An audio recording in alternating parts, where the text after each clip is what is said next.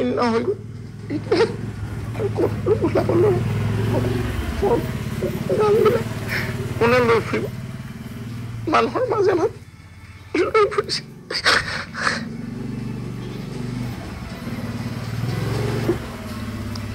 কালি এটা শ্ব' আছিলে মই নিজৰে ভয় লাগিছে মই নকৰোঁ শ্ব'টো বাদ দি মানুহে ভাল পায় কিন্তু যেতিয়া ভাল পাব লাগে যেতিয়া জীয়াই থাকোঁতে খবৰ ৰাখিব লাগে এইখন সমাজে নাৰাখে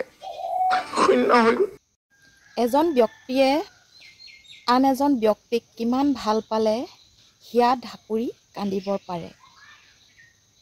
হয়তো আপোনালোকে সেইটো কল্পনাও কৰিব নোৱাৰিব নমস্কাৰ বন্ধু বান্ধৱীসকল মই মৰমী মোৰ ইউটিউব চেনেলটোলৈ আপোনালোক সকলোলৈকে স্বাগতম জনালোঁ আশা কৰোঁ আপোনালোকৰ সকলোৰে ভাল বৰ্তমান মোৰো ভালেই বাৰু হয় এইকেইদিন আমাৰ মাজৰ পৰা ৰাজীৱ হদিয়া নাইকিয়া হোৱাৰ পৰা বিতৰ্কৰ মাজত বিতৰ্ক তাৰ মাজতে অন্য এটা ভিডিঅ'য়ে ছ'চিয়েল মিডিয়া দখল কৰিছে সেই ভিডিঅ'টো আপোনালোকে হয়তো ছ'চিয়েল মিডিয়াত পাইছে যদিও বা নাই পোৱা বলকচোন তেন্তে সেই ভিডিঅ'টোনো কি অকণমান আপোনালোকে চাই লওক শূন্য হৈ গ'ল আৰু ক'তো ওলাব নোৱাৰোঁ গানবিলাক কোনে লৈ ফুৰিব মানুহৰ মাজে মাজে লৈ ফুৰিছে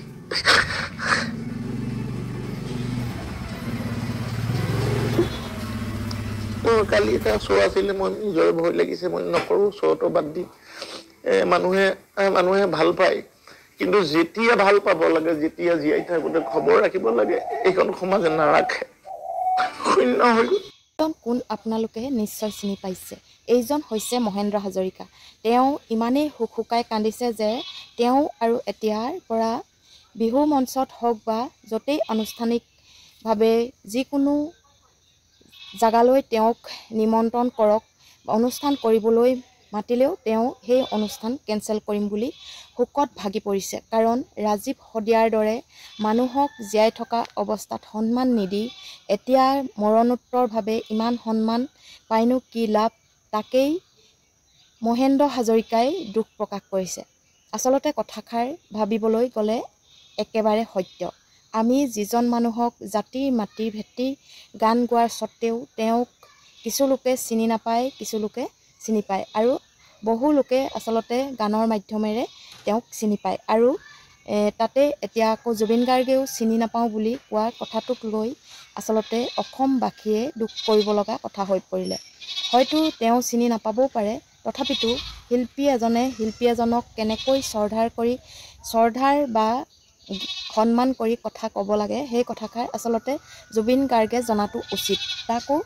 মৰাৰ পাছত এনেকৈ অপমান কৰিলে মানুহৰ আঘাত লাগিবই দিয়কচোন সেয়েহে সকলো অসমবাসীয়ে এইকেইদিন জুবিন গাৰ্গকো কমেণ্টে থকা সৰকা কৰিছে আৰু তেওঁ বা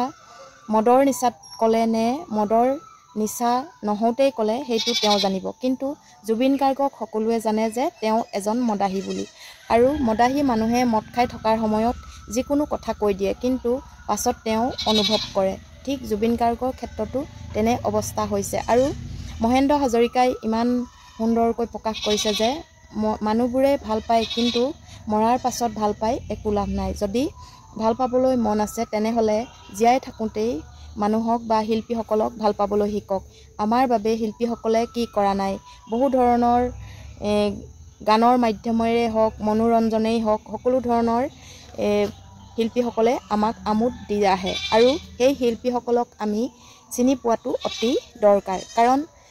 আজিকালি যিসমূহ ভাইৰেল হ'বলৈ ধৰিছে সেইসমূহ হৈছে পাবত গজা এচাম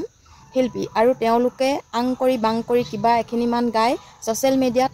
দুই এদিনতে ভাইৰেল হৈ পৰা দেখা যায় কিন্তু আমাৰ ৰাজীৱ হদিয়াৰ দৰে এজন জাতিৰ মাটিৰ গান গোৱা ব্যক্তিক সকলোৱে চিনি নাপাওঁ বুলি ক'লে দুখ লাগে আচলতে তেওঁ 11 চনৰ পৰা ইমান কেইবছৰ আমাৰ মাজত জাতিৰ মাটিৰ হকে মাত মাতি আহিল আৰু সেয়েহে আজি চৰকাৰৰ ঘৰৰ পৰা ৰজাৰ ঘৰিয়াৰ তৰফৰ পৰা তেওঁ একো সাহায্য ইতিমধ্যে পোৱা নাই মাত্ৰ অখিল গগৈ অবিহনে তেওঁ ঘৰত চৰকাৰৰ কোনো ব্যক্তি উপস্থিত হোৱা নাই দুখ লগা কথা কাৰণ তেওঁ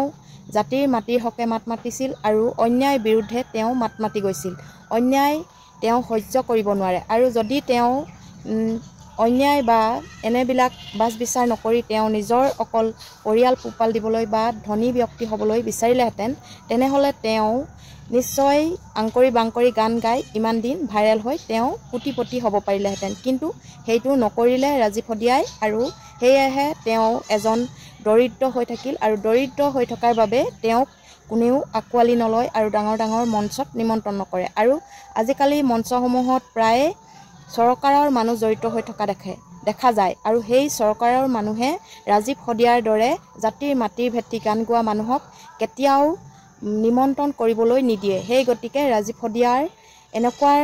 ভাইৰেল হোৱাৰ ক্ষেত্ৰত বা বহু লোকে তেওঁক নিমন্ত্ৰণ নকৰি আগস্থান নাপালে। সেই গতিকে আমি এতিয়া তেওঁক জীয়াই ৰাখিব লাগিব। আৰু তেওঁ দেশৰ বাবে শ্বহীদ হৈছে,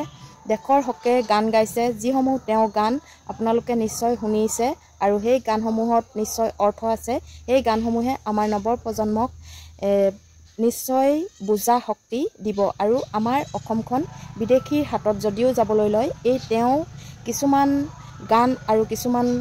দিহা পৰামৰ্শই আমাৰ নৱপ্ৰজন্মক বুজনি দিব বুলি মই আশা কৰোঁ। আৰু সেয়েহে মই এই ভিডিঅ'টো আপোনালোকৰ মাজলৈ আগবঢ়ালোঁ। আৰু যদি কথাকেইটা ভাল লাগে লাইক কমেণ্ট আৰু শ্বেয়াৰ কৰিবলৈ নাপাহৰিব।